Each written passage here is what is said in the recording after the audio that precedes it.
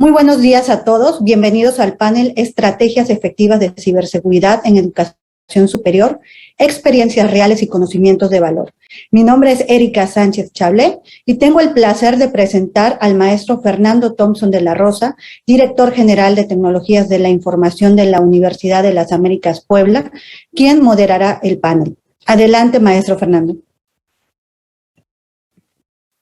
Muy buenos días a todos, bienvenidos. Estamos en el último día de nuestra gran jornada que hemos, pues la verdad, hecho con mucho cariño, mucho amor, todo lo que hemos preparado con ustedes a lo largo del día. Ya vieron que hasta la hora de la comida también tenemos eventos culturales. Y pues bueno, vamos a entrar de lleno, todo estratega experimentado en ciberseguridad. Saben muy bien hoy que el tema de verificación, validación, seguridad y control nos garantizan una estrategia con mayores probabilidades de ser exitosa. Y digo probabilidades porque falta muchas veces que suba la prioridad institucional en el tema que tiene que ver con inversión y la importancia de ciberseguridad, y sobre todo que podamos tener plataformas más robustas que requieren hoy las instituciones.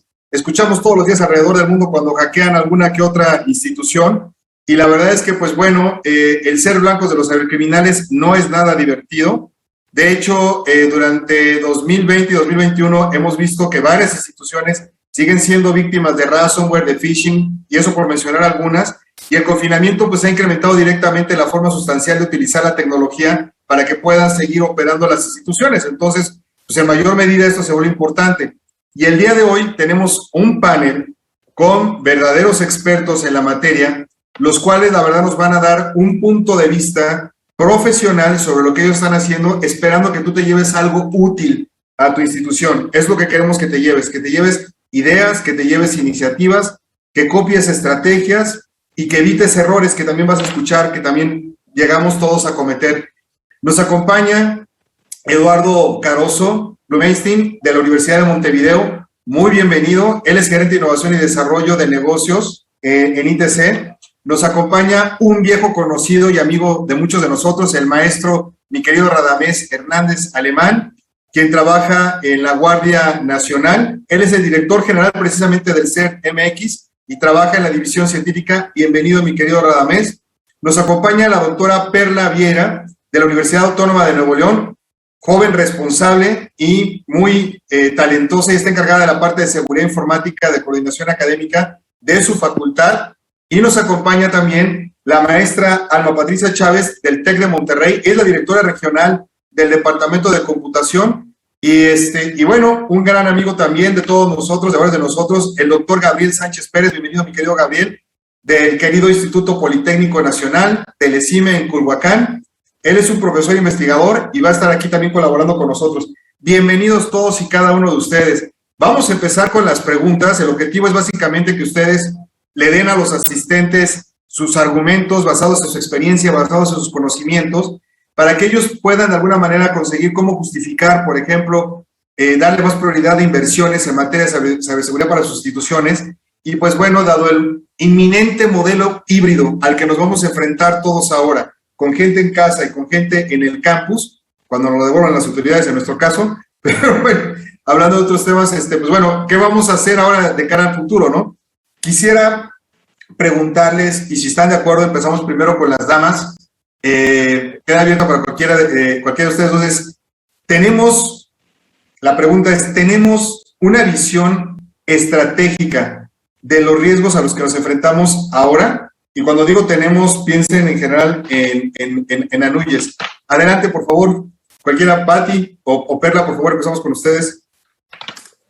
Si quieren, comienzo yo. Mira, me parece que no tenemos una visión estratégica. Si bien hay mucha conciencia de lo que implica la ciberseguridad hoy en día, dado la transformación digital y la confianza que necesitamos generar en el público que usa la tecnología, me parece que actualmente en México tenemos solamente iniciativas aisladas, y precisamente el panel del día de hoy busca alinear esas iniciativas. Desde el TEC de Monterrey, por ejemplo, hace 3 años abrimos un hub o declaramos un hub de ciberseguridad. Ayer tuvimos la inauguración de las instalaciones físicas, traemos una gran cantidad de proyectos, pero me parece que estamos todavía trabajando separados. y es inminente, y precisamente los siguientes pasos van a ser comenzar a colaborar como lo hacen en muchos otros países y inclusive en continentes, para que podamos sumar lo que podemos aportar como instituciones de educación y tener una estrategia nacional. Entonces, mi respuesta me parece que no hay una estrategia todavía nacional. Gracias, Pati. Perla.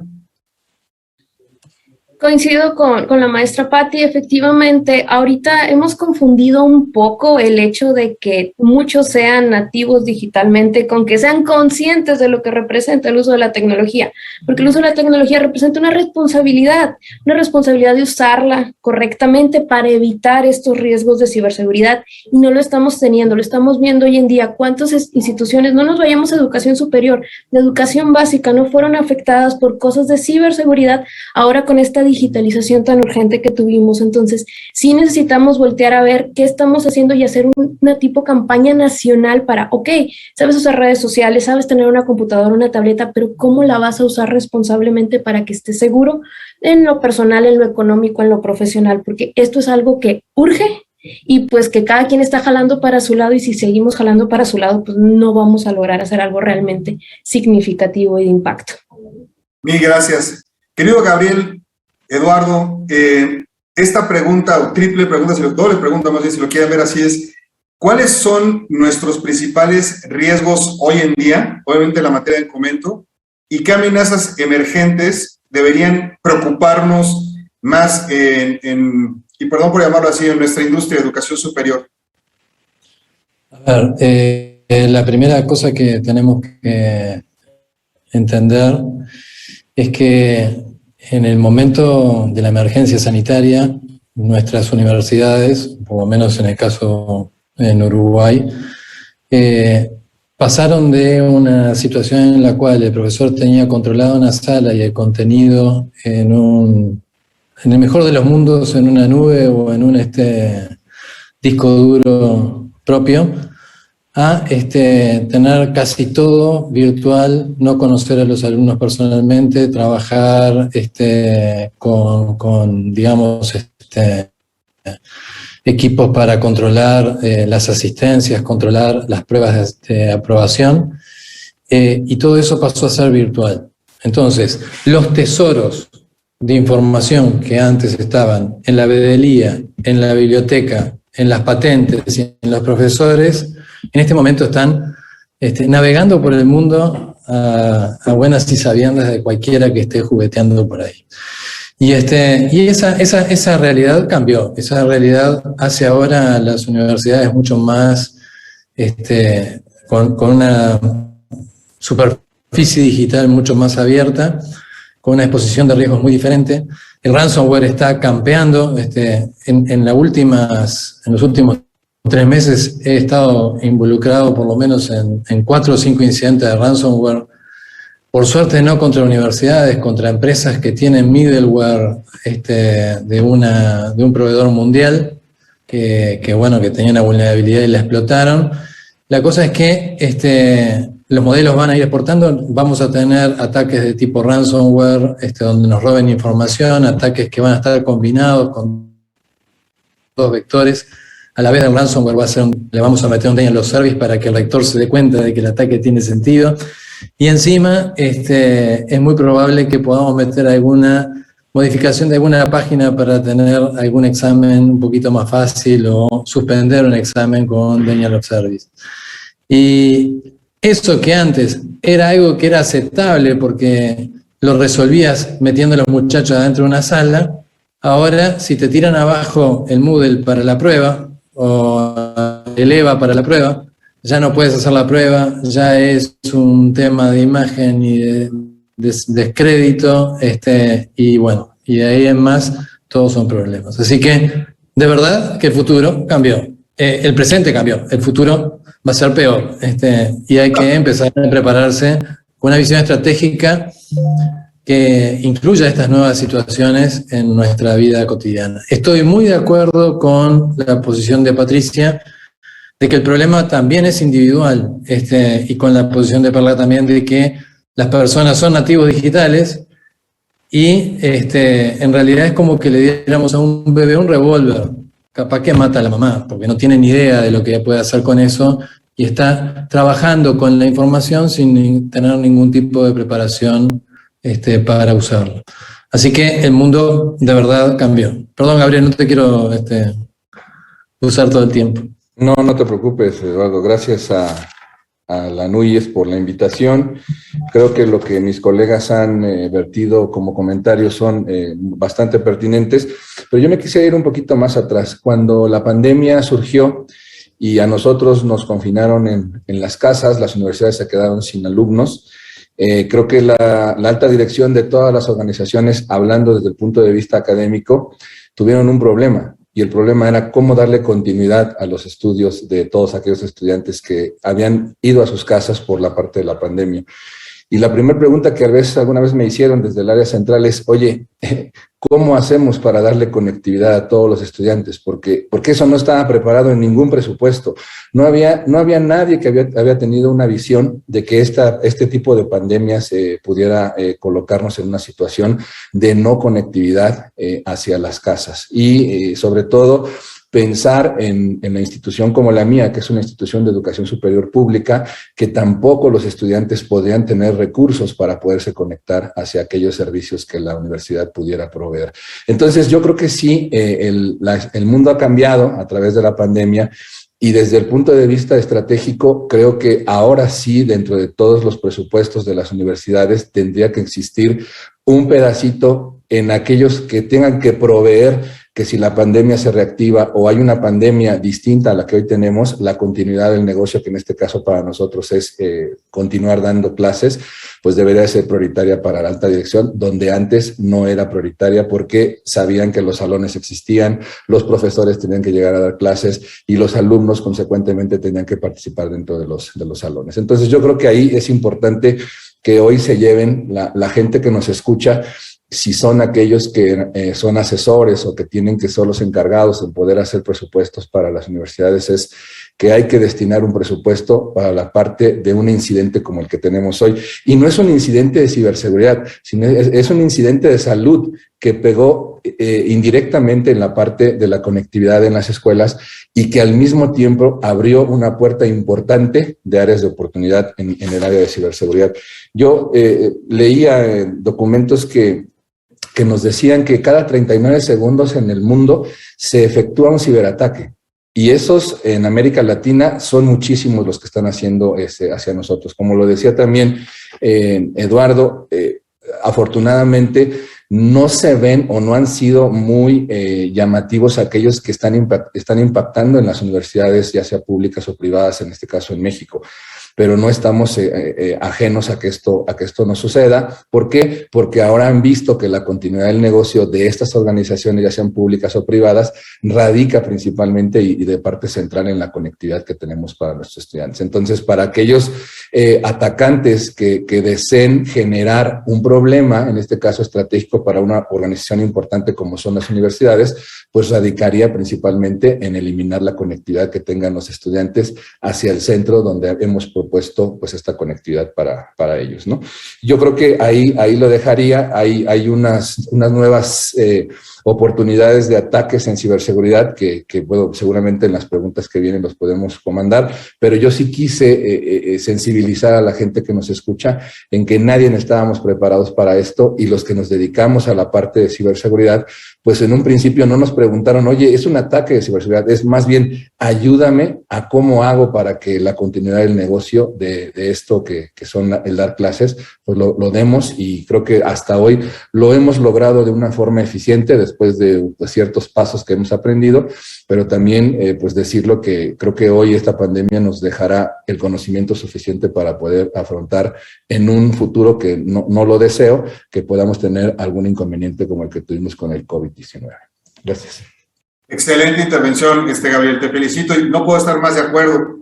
Y bueno, considerando, porque creo que tocó dos puntos sumamente importantes ahorita su participación. Uno lo vamos a abordar más adelante, que es la parte de la seguridad de nuestros clientes, que son los investigadores, los profesores y los estudiantes que ahora están desde sus casas, y eso es todo un tema. Desapareció el tema de los campus.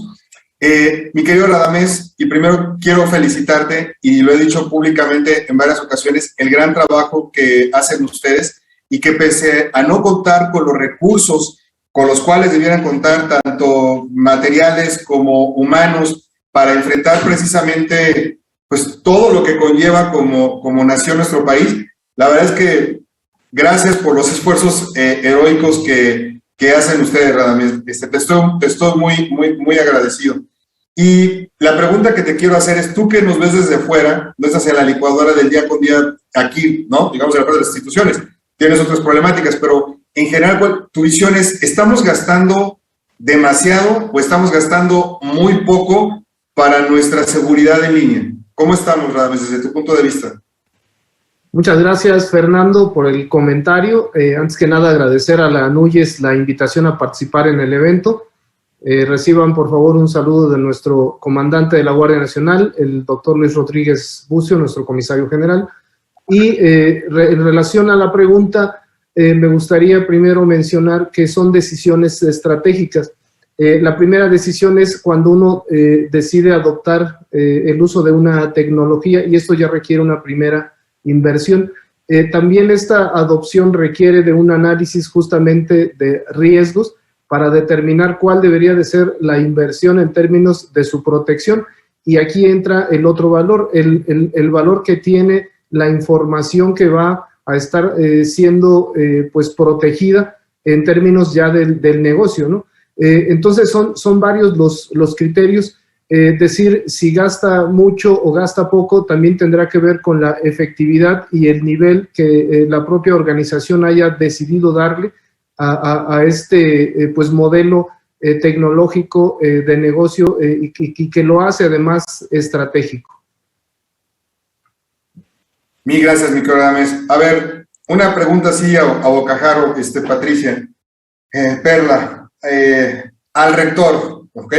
La máxima autoridad de una institución, ¿cómo decirle y cómo convencerlo de por qué debo preocuparme por la seguridad de la información? Cuando tiene muchas otras preocupaciones, sindicatos, no sé, inversiones, recursos que no le llegan y demás, ¿por qué se tiene que preocupar? ¿Cómo lo hablas con un rector? Adelante, Patricia, y luego Perla. Pues mira, aquí hay que contrastar, porque muchas veces en una universidad privada, como el TEC de Monterrey, esta visión no es tan compleja, porque de alguna manera con los socios y las personas que trabajan en el board con una universidad privada, pues tienen muy claro lo que es la continuidad de la operación. Entonces, en el TEC de Monterrey, pues veníamos preparando la visión de la infraestructura para proveer servicios en línea desde hace mucho tiempo. ¿Qué pasó y qué ha sido muy bueno como institución? Que estamos centralizando y precisamente estamos sumando esfuerzos desde Monterrey, proveen a los 26 campus que tenemos, toda la infraestructura de ciberseguridad. Aún así, con nuestro rector David Garza, con esta visión que se tiene desde la academia, le comunicamos la importancia no solamente de proveer y de asegurarnos, sino también de poner un foco en especial en toda la colaboración que debemos hacer. Y de esa manera se formó el Hub hace 3 años. Porque no sirve que se quede al interior del TEC nuestra infraestructura, que hoy en día contamos con autenticación de doble factor, contamos con VPNs, contamos con una gran cantidad de servicios, veníamos preparando nuestras redes desde hace tiempo para soportar, pues que cada alumno trae 5 o 6 dispositivos conectados. Obviamente nos faltan muchas cosas, pero precisamente estamos migrando a tener un CERT, y yo creo que al rector más bien habría que también convencerlo de que trabajemos en conjunto, y esa claridad de protegernos como instituciones en el momento que te conectas con alguien que no está protegido adecuadamente, pues tienes esa vulnerabilidad, ¿no? Entonces, más que convencer a mi rector, más bien yo creo que sería el siguiente paso, cómo empezamos a sumar, y creo que eso lo estamos haciendo a través del Hub, cómo nos abrimos, cómo colaboramos, cómo aprendemos, cómo proveemos de muchos más planes de estudio, y al ratito supongo que lo vamos a platicar, pero hoy en día los perfiles han variado muchísimo. No nada más necesitas gente técnica, necesitas gente que haga gestión, gente que haga estrategia en ciberseguridad, y todo eso como universidades, pues tenemos la responsabilidad de empezar a proveer esos planes de estudio en diferentes niveles, no nada más en pregrado y posgrado. Entonces, más que convencerlo es cómo expandemos esta parte que veníamos preparándonos y cómo vamos a seguir proveyendo a nuestros alumnos de esa posibilidad de estudiar desde casa, porque no vamos a regresar al 100% a los campus. Gracias. Perla. Bueno, en mi caso voy a hablar desde nuestra experiencia. Afortunadamente, nuestro rector saliente, el maestro Rogelio Garza, y nuestro nuevo rector, el doctor Santos Guzmán, ya traen el chip de la seguridad, pero fue por llevarlos en un proceso de irlos, pues, convenciendo de esto. ¿Y cómo lo hicimos? Básicamente, los diferentes expertos de todas las ramas de la seguridad empezamos a encontrar posibles riesgos, posibles amenazas en nuestros sistemas, en nuestras clases y demás, y fuimos a sentarnos con ellos. Hubo un gran diálogo muy abierto en la Dirección de Tecnologías, Rectoría, para con nosotros, y decirle, bueno, si tienes esta falla, esto pasa en los diferentes impactos tecnológico, social, y el empezar a ver cómo la imagen de la universidad y cómo nuestros procesos se iban a ver afectados, les hizo hacer ese clic. Sabíamos nosotros, sobre todo con esto de la pandemia, que lo urgente que era digitalizarnos le había ganado a lo prioritario, que era mantenernos seguros. Entonces, al ya ponerles casos reales que les hicieran, ok, entonces una contraseña no adecuada tiene todo este nivel de impacto, sí, porque visto desde un usuario normal, manejar algo como una contraseña inadecuada, algo así, pues es algo mínimo, no logra tener ese alcance, porque no son expertos en el área y se vale. Entonces, el poder poner todo en términos realmente de impactos reales y entendibles hacia cualquier persona, porque todos somos usuarios digitales, lo hace que la persona pueda tomar conciencia, y eso ha funcionado muy bien con los altos mandos de la universidad, que creo que si lo replicamos en el resto de las instituciones donde aún pueda haber algún tipo de resistencia, creo que se puede dar. Cuando ya somos conscientes, todo va avanzando más fácilmente. Muchísimas gracias.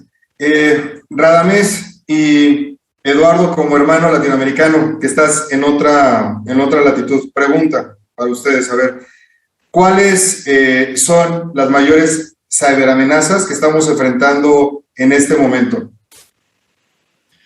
Bien, una cosa que quería, para redondear un poco lo que estábamos hablando recién, es diferenciar la situación actual que estamos viviendo, que es la de una emergencia y de dar continuidad a nuestros cursos, de lo que va a ser el futuro, que es una realidad que va a estar mucho más basada en tecnología y va a ser más híbrida, es decir, vamos a tener la posibilidad de pensar en forma más compleja, porque la gente va a estar más conectada. Y por ejemplo, a mí me pasa, no sé si a ustedes les ha pasado, yo ofrezco un curso, y si no lo hago en modalidad híbrida, la gente no viene porque no tiene confianza que el docente va a estar todo el tiempo metido a través de la computadora haciéndolo virtual. Ahora, después de que todos se inscriben y abonan la matrícula, no viene uno a la clase.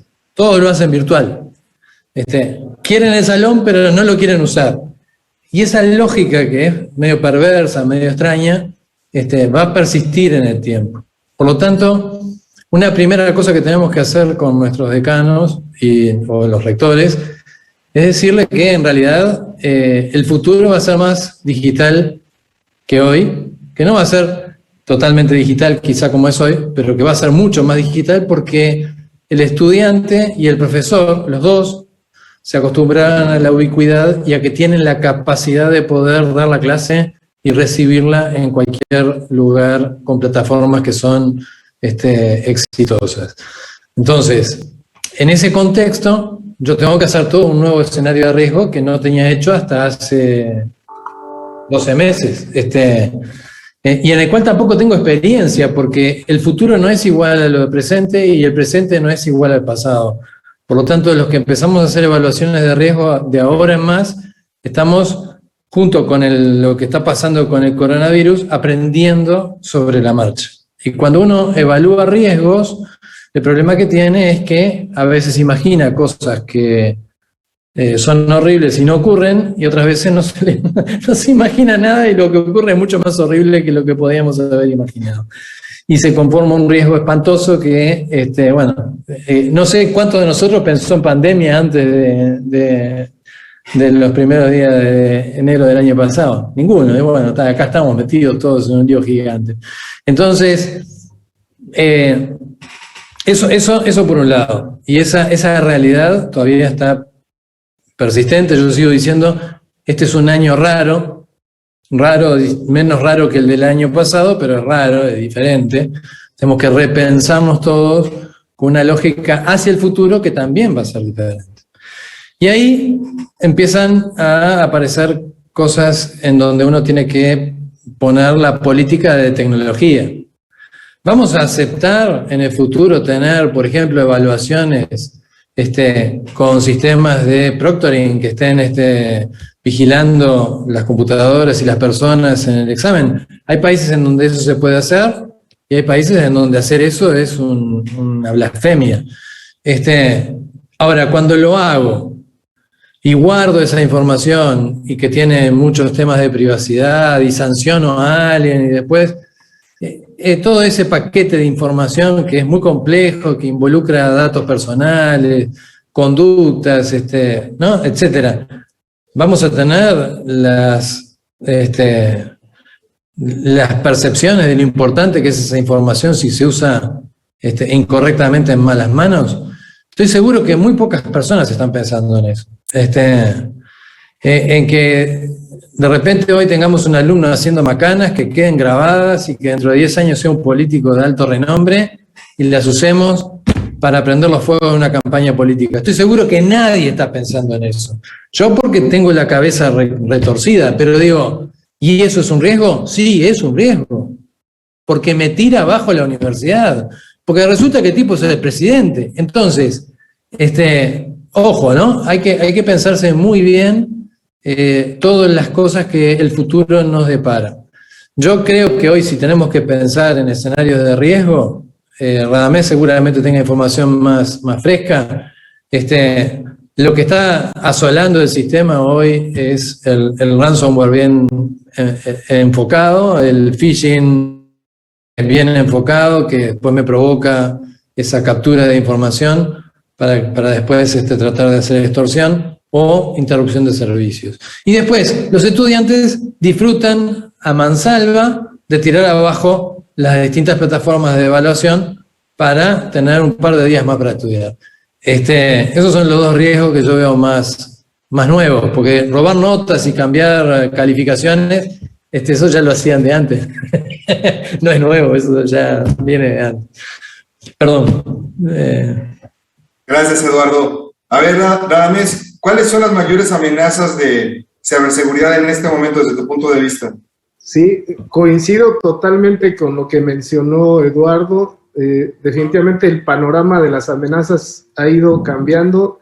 Yo recuerdo que hasta hace unos 5 años hablábamos del 60% que teníamos como en la punta la propagación de códigos maliciosos en términos generales y entre ellos el ransomware.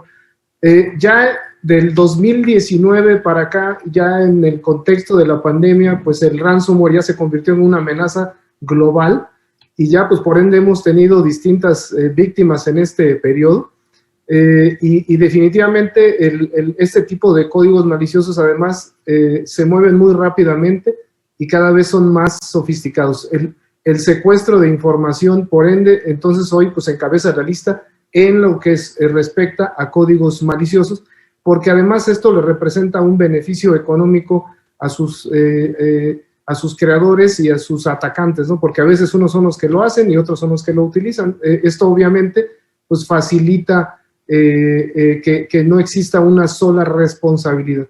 Y sí, en segundo término, efectivamente, el phishing sigue siendo la trampa cibernética pues por excelencia para caer en el engaño y que los atacantes pues puedan tener acceso a nuestra información personal y financiera. Pues evidentemente, pues en Guardia Nacional estamos pues sí preocupados en este sentido, hacemos la campaña, tratamos de dar orientación, damos asistencia técnica y legal a las víctimas, para pues que puedan proceder con una denuncia formal y pueda haber una investigación en curso.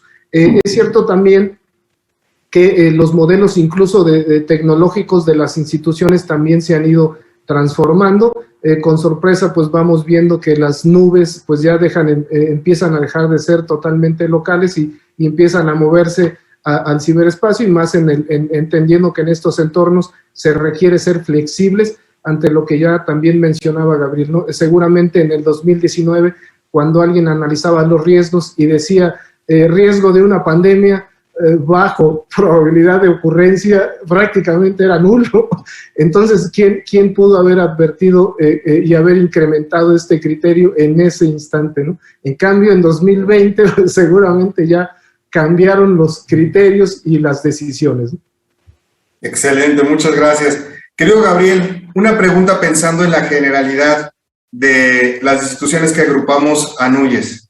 Pensando en voz alta por todos ellos. Tengo yo un experto en seguridad de la información designado, capacitado, ¿no? Y el personal suficiente o asesores para temas que tienen que ver con administración del riesgo de la información, tener apoyo de terceros con los cuales tengo una relación de confianza y buenos contratos.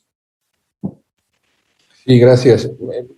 Yo creo que al menos en la institución en la que yo participo, que obviamente, como ya lo dijo Patricia, son a veces distintas a las necesidades y visiones que tienen las universidades privadas.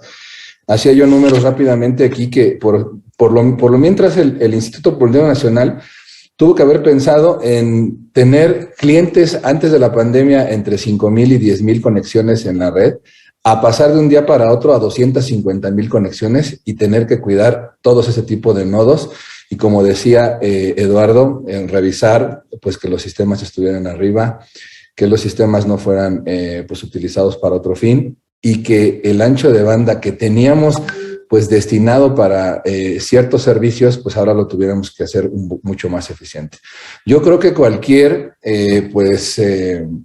director, rector o persona encargada de poder dirigir una institución del tamaño que sea de institución de educación superior, tiene que pensar en las dos personas. Tener a alguien al lado que entienda el proceso, que entienda lo que es la organización, para que pueda de primera mano comentarle al director general, al rector, cuáles son las necesidades que propiamente se viven en la institución.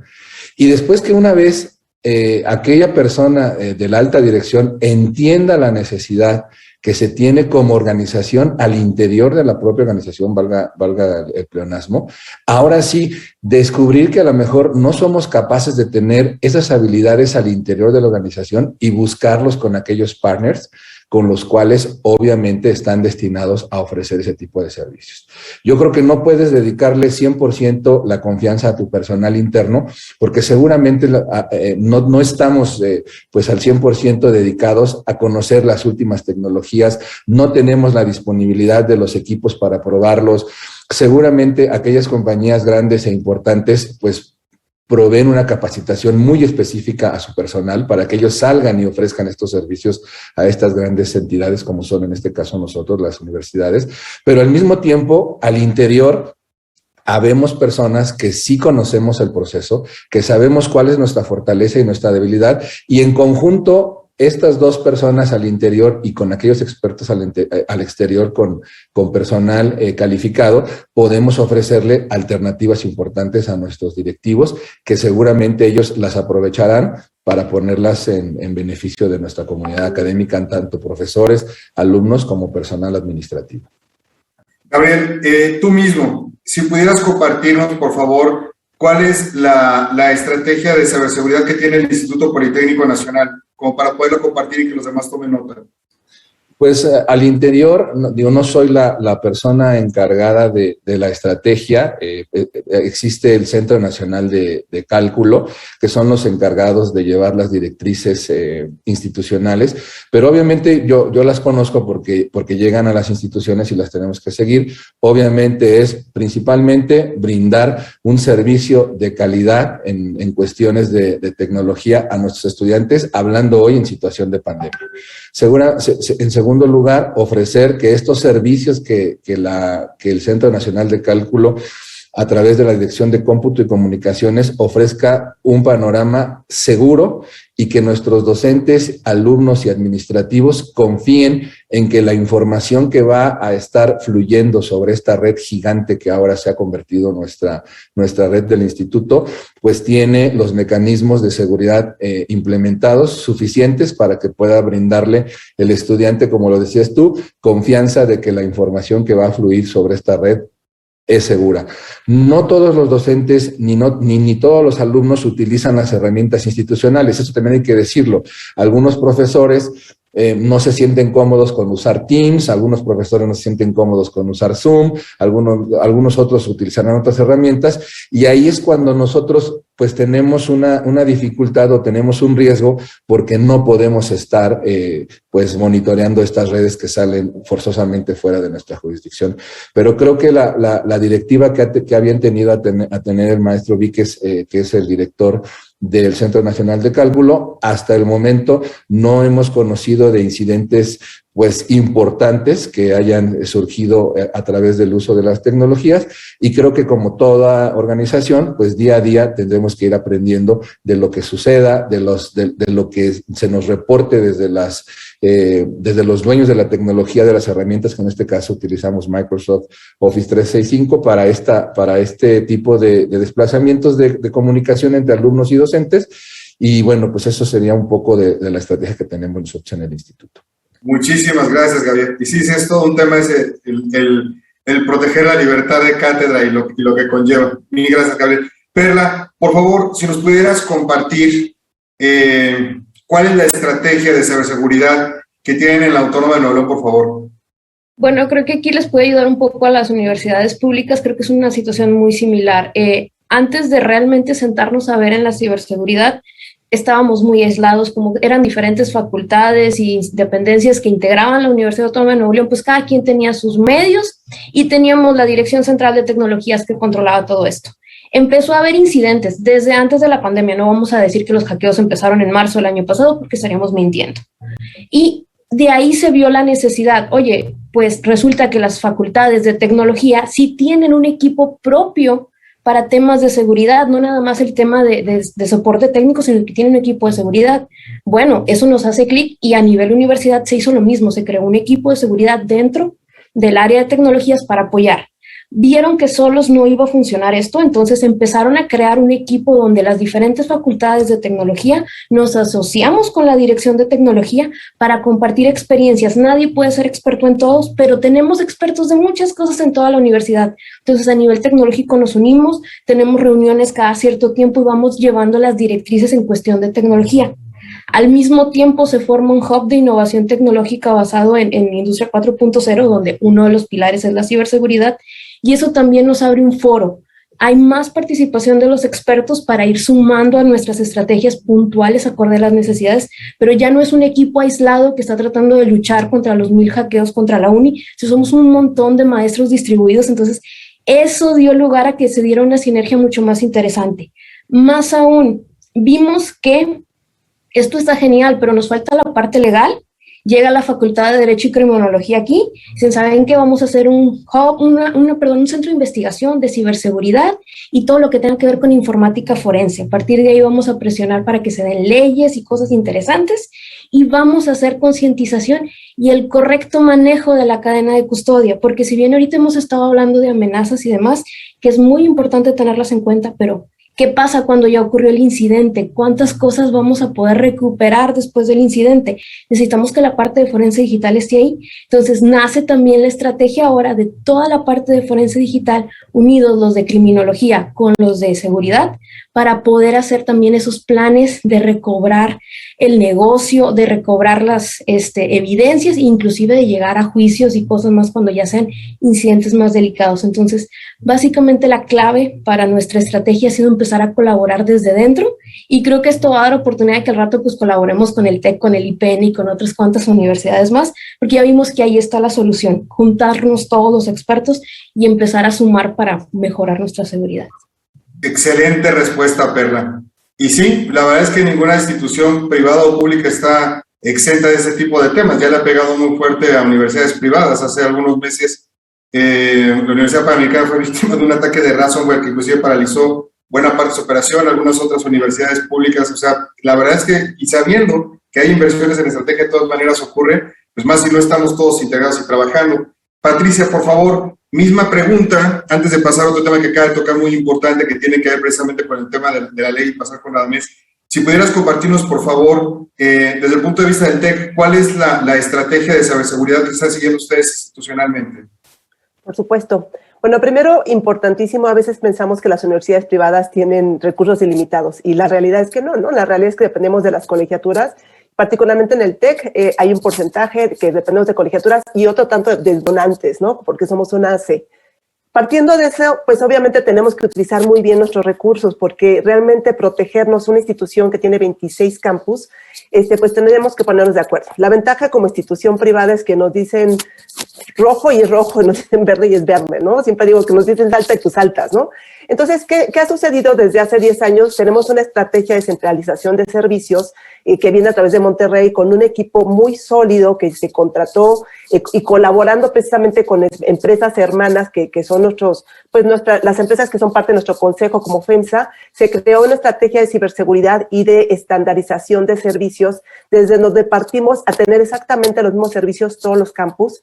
Inclusive académicos, nosotros todos usamos, por ejemplo, Canvas, dependemos de Banner para nuestra centralización de servicios académicos, utilizamos Zoom y no hay opción, o sea, yo tengo que mandar mis calificaciones desde Canvas, no tengo opción, y esa es una manera de pronto como academia, pues sí te sientes un poco forzado, es una camisa de fuerzas, pero por otro lado facilita mucho ese proceso de poder protegernos. A final de cuentas, la libertad de cátedra sigue existiendo desde las herramientas que enseñamos, pero, el contenido. Sin embargo, sí hemos corrido un proceso de estandarización que ha sido muy complejo, pero hoy por hoy nos permite tener todos los mismos procesos y todas las mismas plataformas, la capacitación, por ejemplo, para todas las áreas, porque no es lo mismo ser un profesor de computación que a lo mejor un profesor de otra área de humanidades, en donde todos tenemos que utilizar los mismos sistemas para entonces estar protegidos por una inversión que pues es millonaria, la verdad es que es una inversión muy importante, pero que está centralizada. ¿Qué viene? ¿Cuál es nuestro siguiente paso? Estamos empezando a colaborar academia y la parte administrativa de operación, en donde vamos a empezar a converger para poder empezar a, digamos que aprender de ellos. La verdad es que hay mucho que aprender del equipo de informática del TEC de Monterrey, pero también para que nos escuchen como investigadores, porque sí hay un grupo de cerca de 30, 40 investigadores en el área en el TEC de Monterrey, y esto se va a lograr a través del hub. Entonces, esa es más o menos la estrategia que se ha seguido. Muchísimas gracias. Y y pregunta obligada que nos dispara las participaciones anteriores, mi querido Radamés.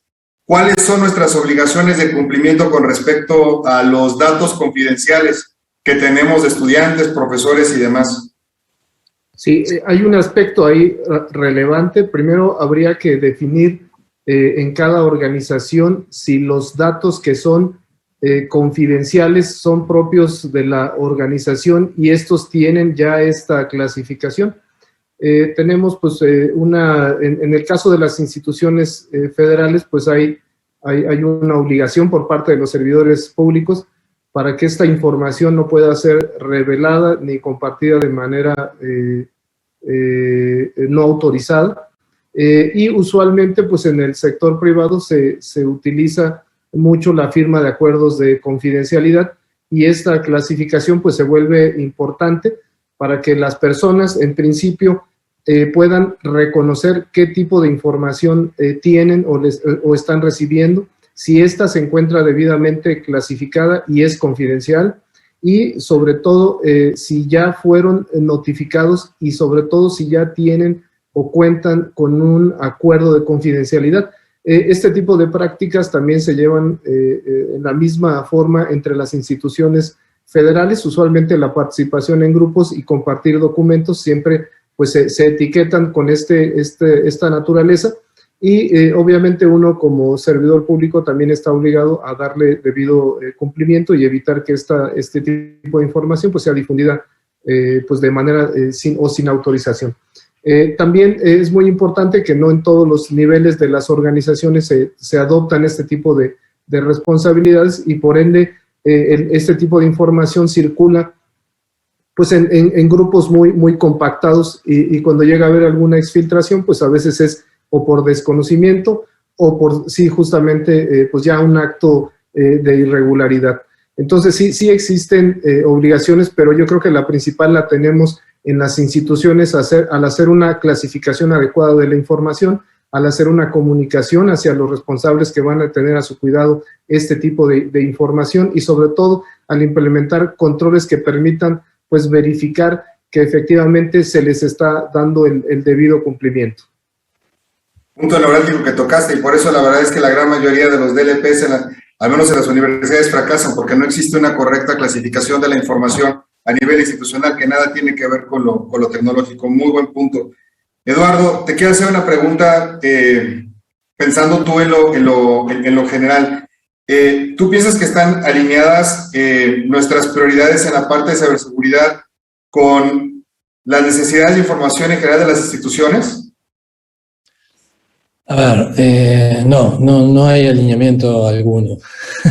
Perdón que sea tan bruto, pero vuelvo sobre lo que mencioné recién. Yo creo que hicimos un trabajo fenomenal de adaptación desesperada a una situación en la cual nos encontramos violentamente.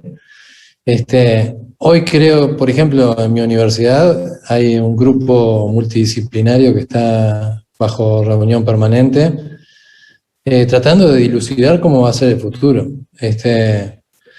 Por razones, como me imagino Patricia va a entender muy bien, aparece un competidor como el MIT, dándote MicroMaster por $1.000, que son muy buenos además, y uno tiene que repensarse todo frente a esta nueva realidad virtual, en donde las fronteras se están desdibujando, el conocimiento está jugando un rol diferente, y la no permanencia o la desacreditación en las redes se vuelve mucho más relevante que antes. Entonces, hay todo un proceso de aprendizaje, hay todo un proceso de estrategia de tecnología que estamos cursando por primera vez en la historia de la humanidad, que es muy desafiante. Es muy, muy divertido, es muy único. Yo no sé si ustedes saben, yo venía de una empresa de telecomunicaciones y lideré durante casi 10 años toda la ciberseguridad de mi país.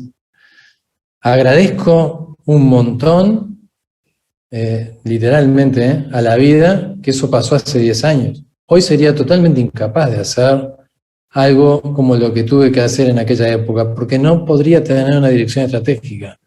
Es tan violento el cambio, son tantas las amenazas, es tan rápido el proceso de evolución, sobre todo porque uno tiene que combinar el tema de la cloud, el tema de que aparecen aplicaciones que permiten cosas como esta, y el tema de que IoT es ubicua y está presente hasta en el vehículo. Yo manejo con un vehículo que sigue las líneas y frena cuando tiene un camión adelante él solo. Y en realidad no tengo ni idea de cómo hace eso. Sé que tiene un radar, que tiene una computadora, que mira imágenes y todo genial. Ahora, el código, ¿cuándo lo miré? Y le estoy dando mi vida a eso, ¿entienden? Cuando uno es una persona que está al frente de una institución, no tiene una visión clara de la estrategia tecnológica futura, porque la tecnología está variando tan rápido que no nos da una perspectiva de futuro clara. Y a la vez el negocio se está deshaciendo porque nos están uberizando todos los cursos, están apareciendo competencias que no existían, legítimas e ilegítimas, todas a la vez. A ver, ¿vamos a usar blockchain para dar los títulos oficiales? Deberíamos, ¿verdad? Porque hay gente dando títulos por ahí que dicen con nuestros logos y se creen que son ingenieros. Y yo me pregunto, aquí llevaron un montón de gente presa porque el tipo vendió como 5.000 títulos a $3.000 cada uno y decía ingeniero. Y hay un montón de personas presas. Entonces tenemos una enorme cantidad de amenazas, un escenario muy variante, un mercado muy cambiante. ¿De qué estrategia me están hablando? Y cuando yo no sé cómo voy a hacer en mi negocio futuro, ¿qué estrategia de ciberseguridad voy a tener? Lo que tengo que hacer es continuamente estar manejando la emergencia. Por lo tanto, quiero ser bien honesto, yo creo que hoy por hoy lo que nos queda es la táctica. Hoy tengo determinados sistemas, Patricia, por ejemplo, contó, Zoom, perfecto. Me imagino que debe tener en algún lugar las clases guardadas. Esa nube está controlada, tiene doble autenticación, el acceso a todos los archivos está asegurado, no pueden borrarlo. Yo qué sé, tengo que salir con la táctica a parchear todo de apuro porque Zoom no fue pensado originalmente para dar clase. Entonces, para mí, digamos, el mundo está muy complejo. Yo sé que no es la respuesta que le gusta a los que como nosotros nos gusta planificar, pero la verdad es esa. Estamos en un gran problema. Agradezco la brutalidad de tu sinceridad. Y sí, la gran mayoría no estamos alineados. Mil gracias por eso. Perla, siguiente pregunta. ¿Coinciden nuestras políticas que tenemos desarrolladas y todo lo que tenemos documentados con lo que realmente está sucediendo en la práctica en la institución? Lo bueno es que ya estamos asincerados, tristemente no. Tenemos las políticas, sabemos lo que debemos hacer, pero tenemos que hacer excepciones, porque si no nuestro negocio se para y nuestro negocio es dar clases. ¿Cómo le digo yo a un maestro o a un estudiante de las redes sociales que recién se adaptó a la computadora, que tiene que tener una contraseña con ciertas características y a él se le vino el mundo encima? Pues le hago la excepción, ni modo, que él se quede con su contraseña fácil. Pero yo sé que ahí está la vulnerabilidad. ¿Cómo le digo a mis proveedores de diferentes servicios o de productos que me están atendiendo a la universidad que yo ya no les voy a recibir los correos porque sus dominios de correo electrónico no cumplen los requisitos mínimos de seguridad? Y pues obviamente yo quiero incrementar mis políticas de seguridad de recepción de correos electrónicos en la universidad. No puedo porque ya me quité del proveedor que a lo mejor me daba más barato, ya se me enojó media facultad de indique la ciencia social que le guste para no ofender a ninguna. Entonces, ¿cómo manejo eso? Pues tengo que hacer excepciones, y esas excepciones son mis riesgos latentes de seguridad que se quedan ahí. Por más que mi política esté bien bonita y cubra todo, ahí está el riesgo y ahí se queda, y es un riesgo inherente con el que tengo que aprender a vivir hasta que se pueda dar una oportunidad, pero sabemos que en el corto plazo eso no es realista. Se está poniendo bueno. Uy, para alcanzar el nivel de real. Gracias, Eduardo, por meterle esto. A ver, Pati, la verdad es que muchos te envidiamos por las cosas que comentas de repente, que dices tienen sistemas de doble autenticación que muchos quisiéramos tener. Varias herramientas que nos ayudan por lo menos a reducir el riesgo y no las tenemos, ¿no? Y pues bueno, con lo que estaba comentando Eduardo, yo creo que eso se va a resolver con lo de los títulos, el día que todos metamos cadena de bloques a la hora de meterlo, pero es otro tema. ¿Podrías contestarnos desde el punto de vista del TEC? La misma pregunta, si coinciden nuestras políticas, procedimientos y normatividad que está documentada con la realidad que está ocurriendo hoy. No, pues ahí sí ya estamos hablando del eslabón más débil en todos lados, que estás hablando de las personas. Y a pesar de que tenemos el privilegio de trabajar con gente, pues todos, universitarios, académicos, profesores, la realidad es que el cambio y el proceso ha sido tan rápido que en cuanto ves un huequito, por ahí transgredes la política, ¿no? Y la verdad no somos la excepción, también pasa con nosotros. Un ejemplo que hace rato platicaba Radamés de la protección de los datos de los alumnos. Sabemos que tenemos prohibidísimo publicar una lista, por ejemplo, pero ¿quién va mandando su calificación de uno por uno? ¿Cómo hacemos para que los alumnos no vean los correos de los otros alumnos? ¿Cómo no se nos antoja de pronto poner en nuestras plataformas información que a lo mejor es susceptible o estamos violando algunas reglas que no conocemos, ¿no? Y de nuevo, pues viendo, decía Perla, no es lo mismo profesor de computación, que no por ser de computación sabemos de ciberseguridad, pero no es lo mismo profesor de computación que un profesor de humanidades. Entonces, definitivamente yo creo que es el problema más complejo y tenemos que empezar desde abajo, porque eso es algo que nos agarró, así como nos agarró la transformación digital, también la parte de ser tan vulnerables. Entonces, definitivamente no. Evidentemente hay muchas cosas que no tenemos opción. Por ejemplo, no puedo entrar a los sistemas si no hago si no tengo mi clave. Eso pues no hay de otra, ¿no? Pero hay otras cosas, los huequitos que hay, los seguimos y no lo hacemos a propósito, simple y sencillamente es una cuestión de educación y tenemos que ir a las primarias y tenemos que ir a las secundarias actualmente a empezar a educarnos en higiene digital, porque no hay manera de protegernos si no tenemos claridad de lo que hay, meter un USB en la computadora de la escuela, ¿no? Entonces hay mucho por hacer. Qué valioso todo lo que están diciendo ustedes, porque efectivamente, para que se den cuenta los que nos están siguiendo, que en todos lados se cuecen habas. O sea, en todos lados tenemos áreas de oportunidad y tenemos que estar batallando con los usuarios, nuestros elefantes blancos, las vacas sagradas. O sea, en todos lados hay, ya lo están viendo, ¿no? Gabriel, ahí te va también una interesante, ¿no? Nuestros profesores, nuestros catedráticos, nuestros investigadores, empleados en general, están siendo capacitados, tienen el nivel que se requiere ahora con este nuevo esquema de trabajo que tenemos, con trabajo remoto, acceso a los sistemas de calificaciones, la parte de sistemas de pagos de nómina, los administrativos entrando desde fuera y demás, etcétera. Todo el tema de ciberseguridad, ¿tú cómo lo ves? Sí, como siempre, Fernando, poniendo los puntos sobre las IES, pero yo creo que primero tendríamos que, antes de preguntarnos si nuestros compañeros de la organización que sea tienen o pueden estar bien capacitados en ciberseguridad, yo me preguntaría dos eslabones atrás. Primero saber si ellos tienen la habilidad de conocer de esos temas, ¿no? Porque no todas las áreas de las organizaciones son susceptibles a entender la lógica de la ciberseguridad. O sea, podemos capacitarlos en mencionarles que es un doble factor de autenticación, que es una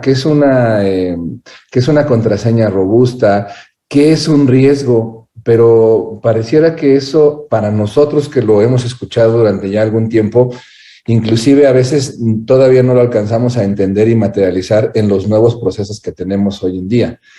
Cuando más nuestros compañeros que se dedican a procesos que son repetitivos todo el tiempo, como son el control escolar, como son aquellos que están en la parte de registro de alumnos, otros colegas que estén, por ejemplo, en la biblioteca, o sea, diferentes perfiles que a lo mejor habría que segregarlos y empezar a capacitarlos desde una política de primero conocer cuál es el riesgo de estar enfrente de una computadora, no hacer tu trabajo y sí utilizar las redes sociales todo el tiempo, porque todos son expertos en utilizar las redes sociales, pero cuando les preguntas si ellos saben que al compartir una imagen que ellos están posteando en sus redes sociales, están totalmente expuestos a que hay gente que puede utilizar esa información, y me dice, no, profe, eso no pasa, eso solamente pasa en las películas. Entonces, desde ahí es que nosotros nos enfrentamos a una realidad que es cambiante y que es un reto para los que tenemos pues la misión en nuestras organizaciones de poder capacitar primero a alumnos para que ellos salgan a enfrentar estos riesgos, pero al mismo tiempo cuando nos pide pues la dirección de la escuela en que abramos algún curso o alguna estrategia de concientización hacia el interior de nuestra organización, nos enfrentamos a este tipo de cosas, ¿no? Yo siempre cuando doy una estrategia de concientización utilizo estos videos que son bastante ejemplificativos de cuando uno de nuestros hijos puede ser enganchado a través de la compartición de información en las redes sociales, o cuando le doy la apertura de poder tener un contacto con un tercero que no sé quién es el que está del otro lado. Y ahí es cuando tú haces que la mentalidad de las personas, ya sean secretarias, ya sean médicos, ya sean administrativos, ya sea el que sea, voltean a verte y me dicen, no creo que eso suceda. Y le digo, aquí está. No es juego, no es mentira, y eso sucede todos los días, y hay muchas policías cibernéticas de los países que día con día están luchando porque estas personas que están del otro lado de una pantalla no sigan afectando a nuestra juventud. Cuando se los pones en ese contexto, dicen, ¿qué hago, profe, para que yo a mis hijos, por favor, los monitoreen? No es que los monitoreen, simplemente es que ustedes entiendan cuál es el riesgo que pueden tener nuestros jóvenes, nuestros niños, ¿no? Entonces, yo creo que ahí la respuesta es no. Inclusive ni siquiera yo mismo podría decir que estoy capacitado al 100% para la parte de ciberseguridad. Todos los días, yo les digo a mis alumnos que es como la medicina o cualquiera de las disciplinas, hay que estar todos los días leyendo, todos los días actualizándonos porque sale alguna actividad pues nueva. Entonces, si nosotros como organización planteamos o asumimos que la gente sabe que es el riesgo de tener una vulnerabilidad en ciberseguridad, partimos de un punto que eso no es realidad, y debemos de partir de que dependiendo del público al que nos estemos dirigiendo es la forma en que cómo debemos atacar este tipo de problemas. Excelente, mil gracias la verdad por la claridad como lo estás exponiendo y también la sinceridad. Yo creo que es una de las conclusiones más importantes que vamos a sacar el día de hoy. Mil gracias, Gabriel. Eduardo, vas de nuevo tú, ya te ganaste una buena botella de Tanat, y si no te gusta el Tanat te mando una de tequila, pero bien, por el tono que le pusiste. A ver. Las dos me sirven. ¿Eh? Las dos me sirven, las dos me gustan, digamos. Oye, a ver, y pensando ya con todo lo que está pasando y un tema que se están acercando algunas compañías a buscarnos, ahorita vas a ver la pregunta, o sea, necesito contratar un ciberseguro, un seguro de ciberseguridad, y esa póliza de seguro, ¿cómo le hago para saber si va a ser la adecuada o no para los riesgos a los cuales me voy a enfrentar yo como institución? ¿La necesito o no? ¿Y cómo podrías escogerla? ¿Tú qué piensas?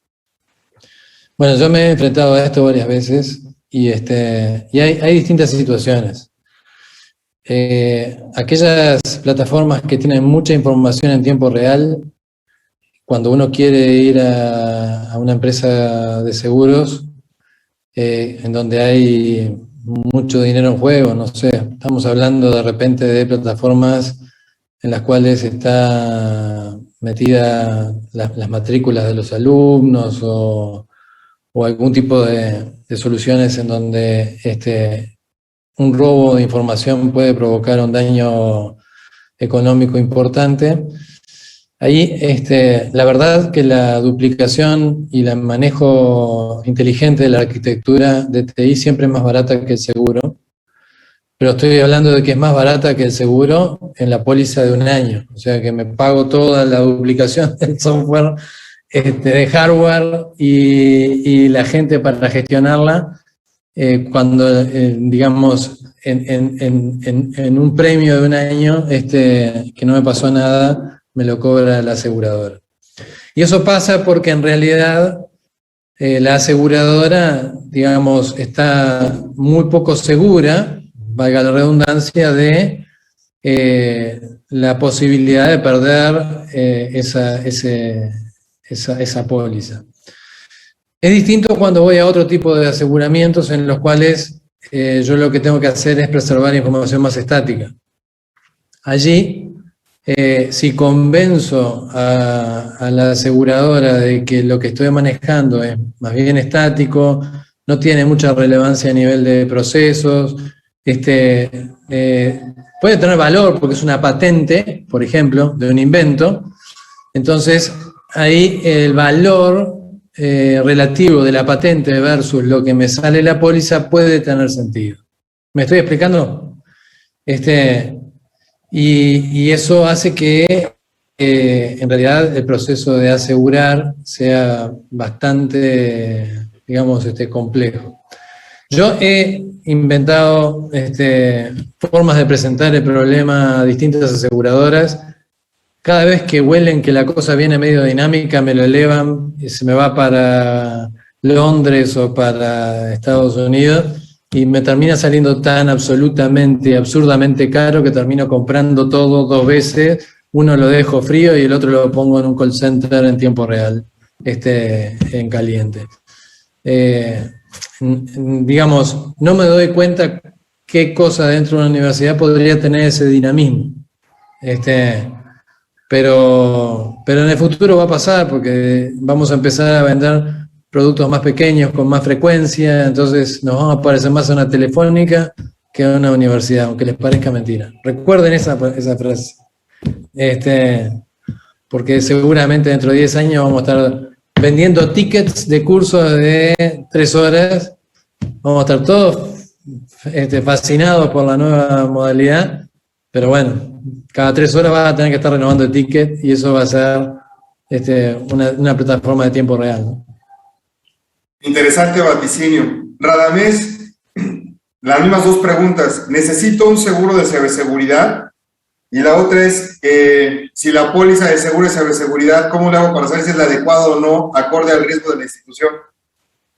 Sí, es una decisión bastante importante, sobre todo porque debió haber existido un análisis de riesgos que determine que la institución o la organización tiene que transferir este riesgo a una aseguradora. Entonces, se vuelve efectivamente una decisión de los recursos, si existen o no existen, y si existen y se tienen que tercerizar, pues tendrían que estar en torno al valor que se le está otorgando en términos incluso hasta de pérdidas económicas. Entonces, Esto definitivamente requiere de un expertise pues técnico, sí, pero sobre todo de experiencia en términos de los seguros. Entonces creo que aquí el criterio pues entra más el de los abogados y expertos, porque de no presentarse un incidente se generan un ingreso, como bien lo dijo Eduardo, que al rato se vuelve una renta para las organizaciones, y en realidad el tema está o ha sido controlado, ¿no? Salvo que en estos casos exista algún criterio que llegue a ser tan importante el impacto que pues definitivamente pues llegue a afectar muchísimo a cualquier organización.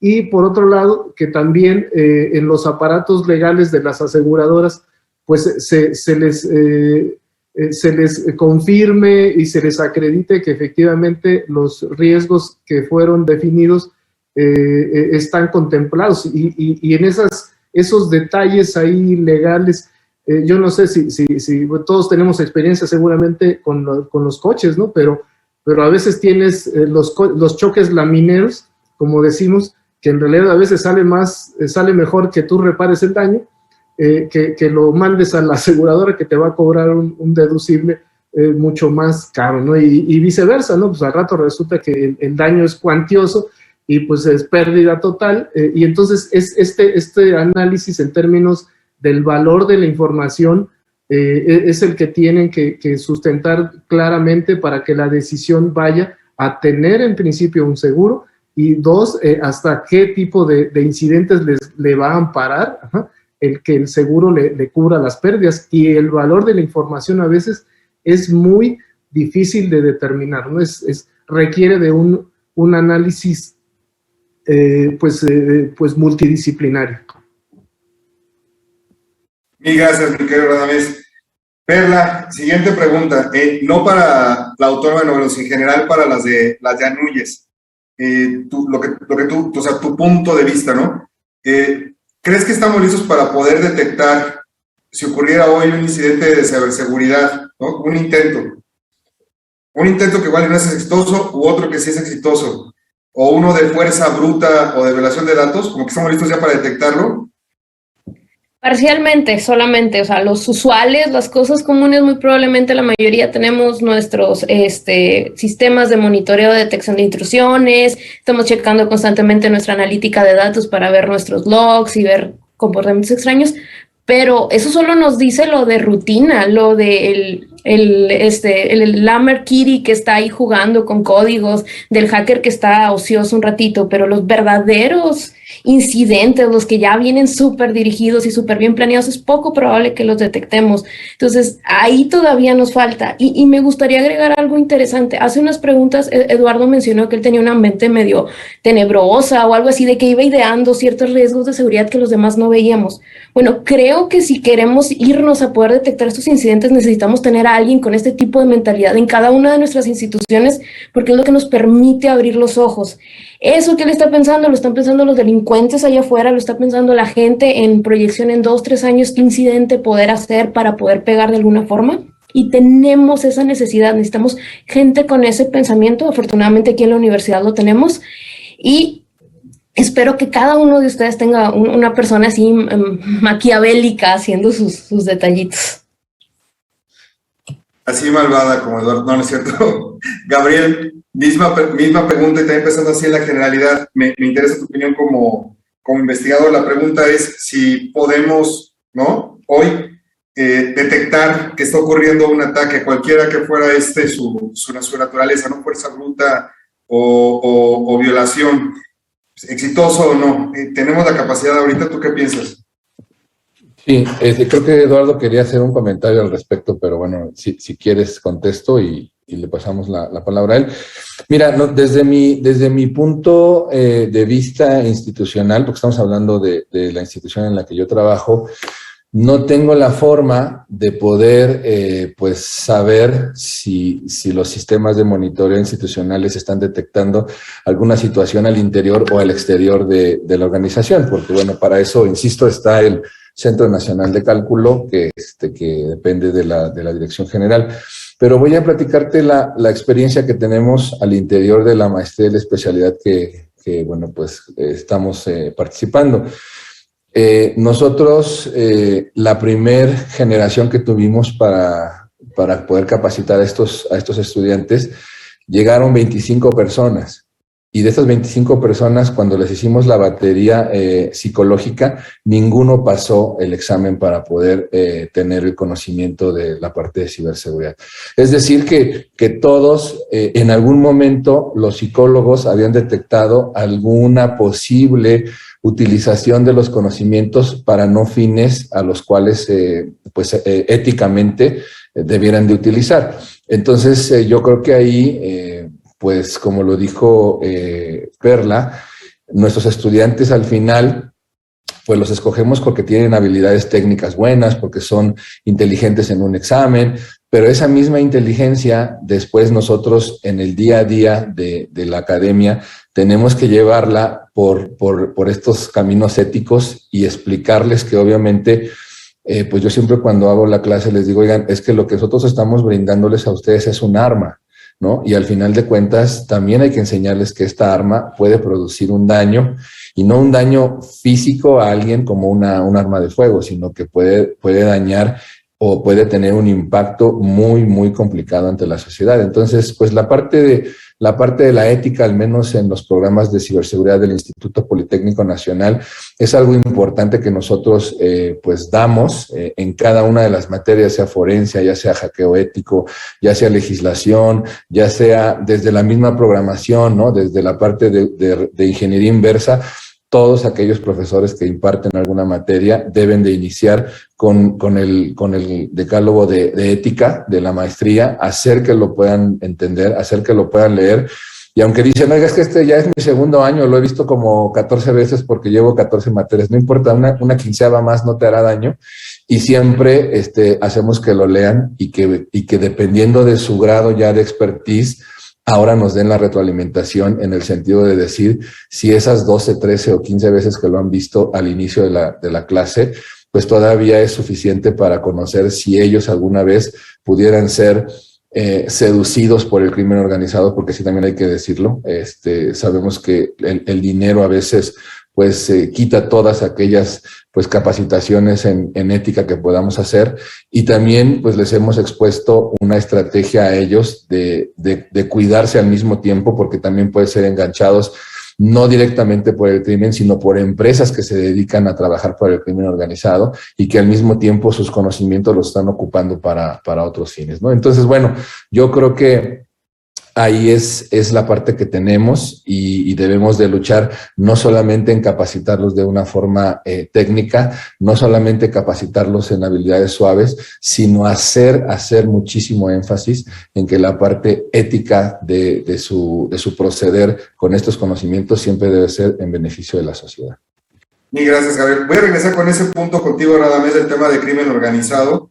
Caldo de cultivo en las universidades con nuestros estudiantes para ese tema de reclutamiento después de la intervención de Eduardo. Y le voy a hacer una pregunta a Patricia para que te la vayas preparando y vamos a abrir espacio a preguntas al público. Eduardo, Lalo, querías hacer un comentario. No, sencillamente que estoy muy de acuerdo con muchas de las cosas que se dijeron. Nosotros en los entrenamientos, lo que tratamos de enseñarle a los muchachos a que piensen con cabeza de persona mala, por decirlo de alguna manera, con mala intención, porque aprendiendo del malo es que me puedo proteger. Es decir, en realidad cuando yo juego el rol del malo, lo que estoy es cubriendo un escenario de riesgo. Y cuando me hago la película de lo que hace la persona que quiere hacer daño y veo el motivo y me doy cuenta de cuáles son sus motivaciones, es cuando puedo cortar ese proceso en forma más efectiva, cuando estoy en seguridad proactiva, ¿no?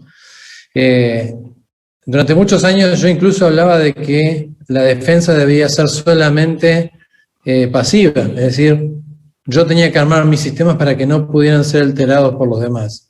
Después, con el tiempo, gobiernos y academias me convencieron de que también tengo que tener algunas actividades proactivas, es decir, por ejemplo, dejar un sensor para que me lo ataquen, para aprender qué hizo el malicioso, para después poder volver a proteger lo que de verdad me importa. Entonces ahí yo estoy engañando a alguien a nivel redes como una forma de aprender del malo para defenderme en forma más efectiva. Eso de verdad es todo un dilema ético, hay que hacerlo con mucho cuidado, porque si te pasas de rosca, terminás involucrado en los problemas, y no es, después Radamés te anda corriendo por ahí. Pero digo, el punto es que básicamente el manejo de la ética está siempre presente en estas cosas, y es en la medida que vas teniendo incidentes más graves, cada vez más compleja. Y la otra parte que te protege es la forencia informática bien informada, donde uno puede proteger las pruebas, las acciones, y tiene un protocolo para poder actuar dentro de unas normas que son aceptadas por la justicia. Esa lógica entre lo que más o menos investigo y más o menos me protejo me permite tener un comportamiento adecuado en el mundo actual. Por lo tanto, yo siempre digo que es mejor ser malo y portarse bien que ser solo bueno, digamos. Y no hablo más porque si no Fernando me va a retar. No, al contrario, lo agradezco muchísimo.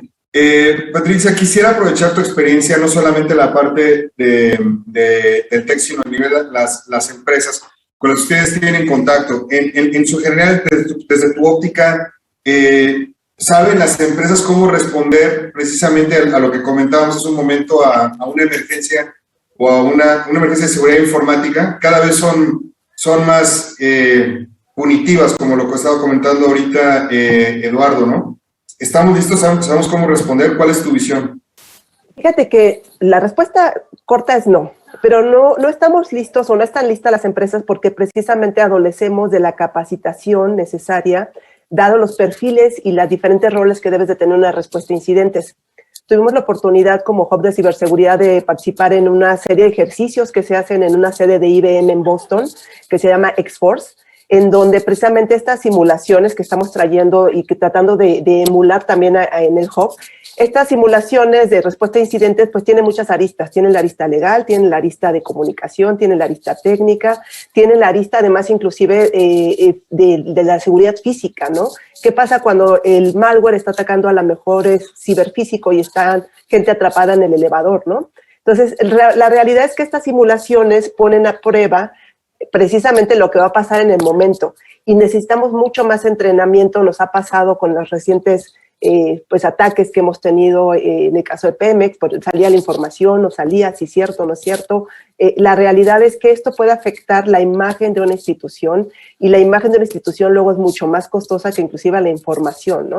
Entonces, no estamos preparados, pero necesitamos precisamente las empresas, también Cisco, también otras empresas están generando este tipo de escenarios en donde se pongan a prueba los diferentes perfiles. Y ahí es donde decía en un principio, no basta con que nos capaciten en la parte técnica, necesitamos capacitar a la gente en qué implica, qué protocolo implica cuando tienes un ciberincidente, quién debe saber, quién debe de informar a los directivos, cómo vas a dar la primera respuesta hacia la prensa, qué va a pasar con el área legal, qué va a pasar con la cuestión de la seguridad física, porque como te digo, tiene repercusiones. Entonces, no estamos preparados, pero me parece que es un área de oportunidad muy interesante para sumar a más carreras al área de ciberseguridad. No es nada más de computación, es del área de leyes, es del área de industriales, de otras áreas, en donde necesitamos empezar a introducir el tema y empezar a hacer estos grupos multidisciplinarios para contrarrestar lo que bien decía Eduardo, y nada más una última nota que me llamó mucho la atención, a los malos.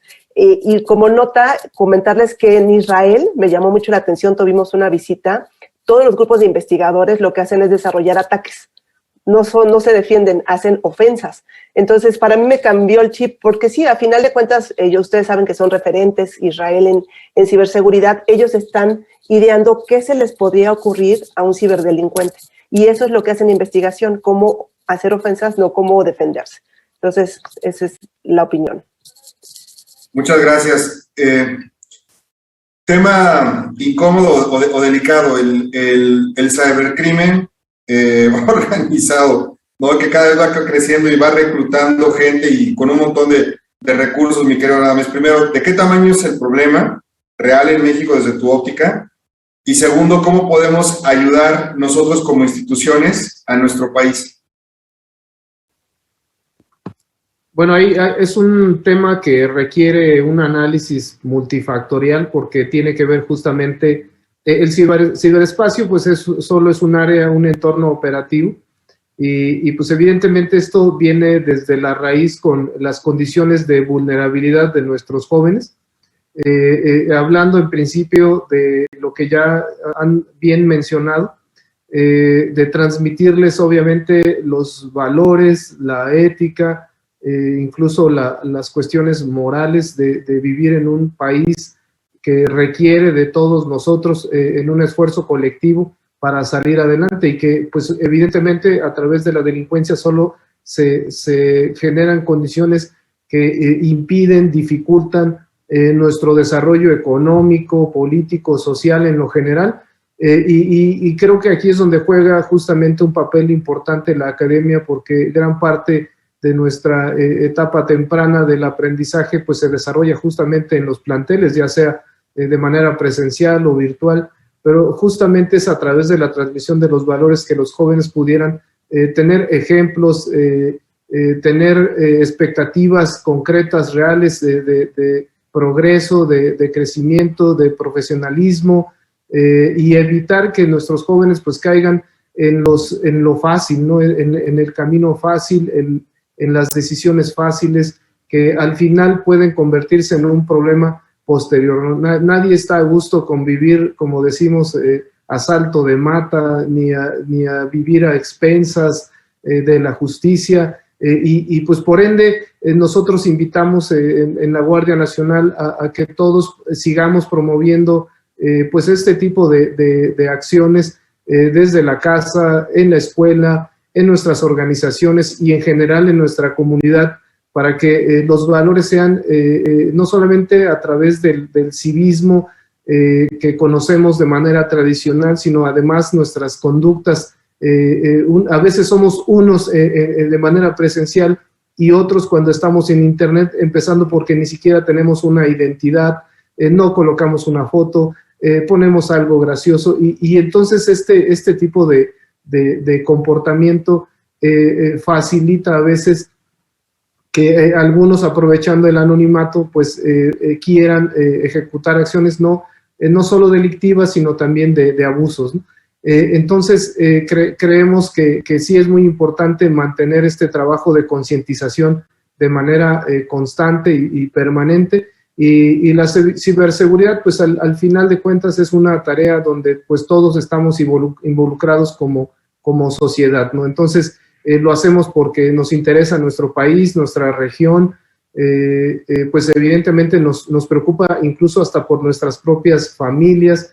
En fin, hay tanto por qué hacer que la invitación es esa, ¿no? Es que sigamos promoviendo estos valores y principios y evitemos que las condiciones de vulnerabilidad pues hagan que nuestros jóvenes pues caigan en este tipo de redes criminales. Muchísimas gracias, mi querido Radames. Llegó una pregunta relacionada con el tema de la parte de la metodología, si se basa en comportamientos o no en indicadores. La voy a contestar muy rápido, sí.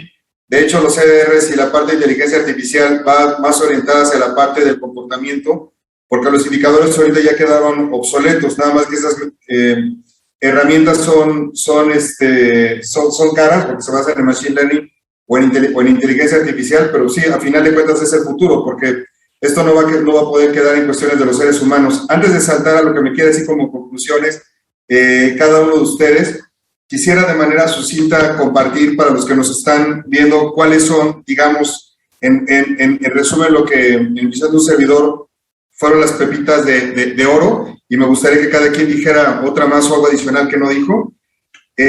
Existe una falta de visión estratégica para trabajar de manera conjunta. Todas las instituciones tenemos que hacerlo mejor hoy y no de forma aislada, nadie lo puede todo.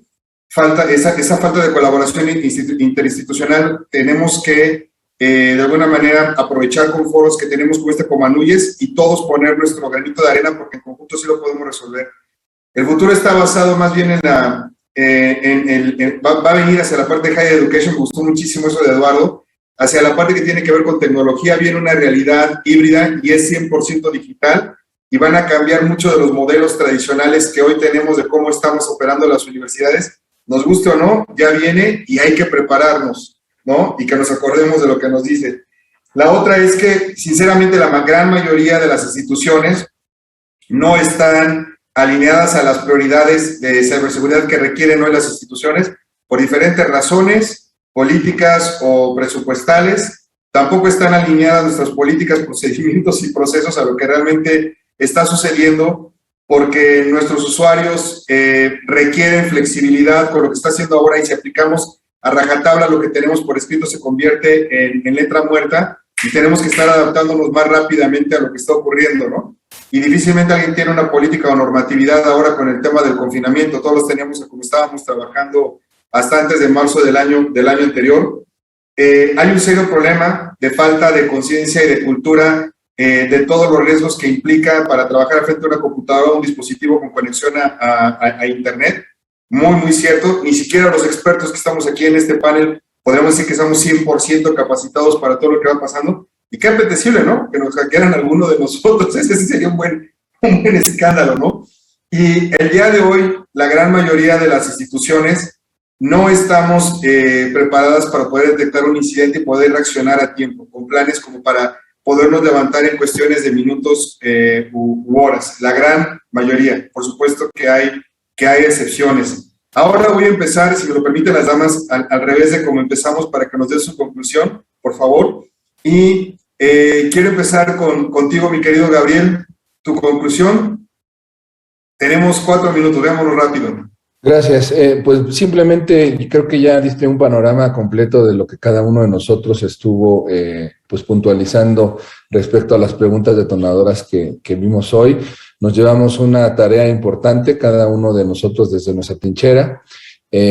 Pareciera que ya es necesario que tengamos una pues interacción un poco más estrecha, ¿no? La tenemos, ¿no? Cada uno de nosotros nos hemos visto por ahí en algún lugar, hemos estado o conocemos a la gente que inició, los que tenemos algún tiempo ya con este tipo de situaciones. Yo lo decía el mismo José Luis antes de empezar el panel. Hemos estado ya pues siempre con nuestra misma dinámica, con nuestro mismo ímpetu en que esta parte de la educación en ciberseguridad sea un parteaguas para nuestro país. Yo siempre que participo en un evento como estos, no dejo de insistir que necesitamos un Centro Nacional de Ciberseguridad en México, el cual englobe a las 3 grandes áreas prioritarias del país, como son gobierno, academia e iniciativa privada, y no para resolver problemas que se están dando, porque así cada una de las organizaciones lo debe hacer, sino para mirar a futuro y estar revisando qué tipo de situaciones podemos en conjunto resolver, y que estas como estrategias pues nacidas de los 3 entes, el gobierno en turno en su momento las pueda utilizar para poder ser implementadas, o que podamos nosotros coadyuvar a que la ciberseguridad en México y en otras áreas de Latinoamérica que también desgraciadamente no están tan desarrolladas, pues puedan servir y fungir como un ancla posicionadora de que los temas que hoy descubrimos y que seguimos descubriendo día con día sean los prioritarios para que este México sea más seguro cada día. Sería mi conclusión y mi intervención, Fernando. Excelente propuesta, Cybercomando Triple Hélice. En 40 segundos, los que me quedan, por favor, Radamés. Ya me quedan 38. Pues nada más invitar a toda nuestra audiencia a que nos sigan en redes sociales durante la 7ª Semana Nacional de la Ciberseguridad, que inició el día 25 de octubre. El día de hoy tenemos el cierre de actividades, pero todos los contenidos que se han estado generando van a quedar ahí en la red, y obviamente pues ofrecerles el número nacional 088 para contacto ciudadano, para reportarnos cualquier tipo de incidente. Y en el CERT-MX pues estamos a sus órdenes. Muchísimas gracias por la invitación. Gracias a ti, mi querido Radamés. Eduardo. Bueno, primero que nada agradecer, sobre todo porque he estado dando conferencias, creo que en todas las universidades que tienen cartelito acá. La pandemia me ha impedido ir estos años, pero estuve en el IPN, estuve en Tecnológico y estuve también en UNAM. Yo creo que es muy bueno que estén pasando estas cosas. Me parece muy bueno que además esté Radamés, porque en realidad una de las cosas que tenemos que saber es que a quién ir cuando tenemos un problema, que eso es un tema que muchas veces no está presente en los que tienen, digamos, que administrar organizaciones grandes, como es el caso. Me parecen buenísimas estas iniciativas en donde se intercambia información y en definitiva no nos sentimos tan solos frente al problema, tenemos con quién compartir problemas comunes y también cuando estamos en dificultades pedir ayuda. Durante muchos años como director de ciberseguridad, digamos en mi época, una de las cosas que yo hacía mejor era tener la red levantada. Cuando me pasaba algo, inmediatamente a los distintos centros de respuesta de Norteamérica y de Europa les pedía información sobre ese tipo de ataque y después parecía como el gurú del sistema, ¿no? Venía y le decía, hace esto, hace esto, hace esto, y el tipo decía, ¿cómo sabe este hombre de tantos temas? Y no sé qué. Bueno, no. En realidad, y esto lo estoy compartiendo para que ustedes lo puedan apropiar, no, en general nosotros no resolvemos incidentes cuando estamos en incidentes reales. Lo que hacemos es, tomamos las experiencias aprendidas de otros, si existen, y las aplicamos en forma asertiva.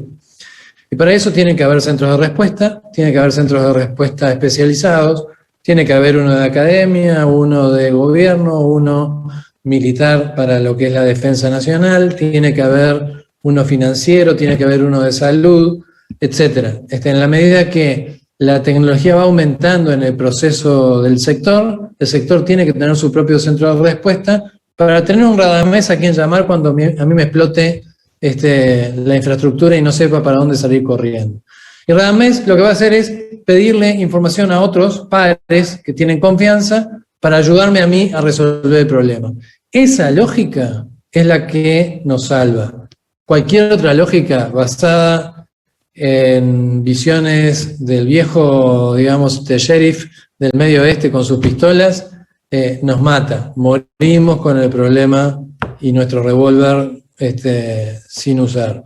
No se puede trabajar aislado en ciberseguridad, tenemos que sumar. Por lo tanto, felicito, me encanta que me inviten, si Dios quiere alguna vez nos podremos ver físicamente. Muchas gracias. Estamos quedados de tiempo, pero por favor, Patricia y Perla, quiero escucharte. Patricia, primero. Muy breve, mi conclusión es colaborar. Y colaborar como instituciones educativas de educación superior, pero también colaborar con la educación primaria, con la secundaria. Hay mucho por hacer en cuanto a campañas de higiene digital. Creo que lo podríamos hacer muy bien desde nuestra trinchera. Entonces, no olvidarnos precisamente de lo vulnerables que son los niños y lo mucho que hay que hacer con ellos. Esa sería mi conclusión. Excelente. Perla. Sumado a lo mismo que dice Patricia, hay que irnos a concientizar a los más pequeños y demás, pero dejemos de lado nuestra soberbia a veces como expertos tecnológicos que queremos que todos asuman que deben de hacer las cosas porque sí, ellos no son expertos, entonces bajémonos a ese punto para poder crear una sociedad realmente informada, pero pues amigable, vaya, por ahí. Excelente. Yo quedo muy agradecido, la verdad, con todos y cada uno de ustedes. Disfruté muchísimo este panel. Y pues bueno, que está muy claro lo que tenemos que hacer y que sigamos trabajando en equipo. Gracias por regalarnos su tiempo, su talento, su experiencia, sus conocimientos. Busquen en redes sociales a los nombres que tienen ustedes ahí, Gabriel Sánchez, Perla Vera, Patricia Chávez, Eduardo Caroso, ¿no? Y por supuesto mi querido Radamés Hernández, aunque no les conteste, no, ni siquiera sí contesta. Búsquenos y estamos ahí para poderlos apoyar, ¿sí? Querida Erika, el micrófono es tuyo. Hemos concluido este panel de ciberseguridad y expertos. Muchas gracias, estimado Fer, por tu excelente moderación y también en nombre de la NUYES, del Comité ANUYES TIC, de MetaRed México, pues agradecemos a los panelistas que hayan dedicado un espacio en su apretada agenda para compartirnos toda esta experiencia y este conocimiento el día de hoy. Y bueno, a quienes siguen la transmisión les invitamos a permanecer conectados para el panel Investigación en Ciberseguridad, así como a visitar la sala de soluciones tecnológicas. Muy buenas tardes.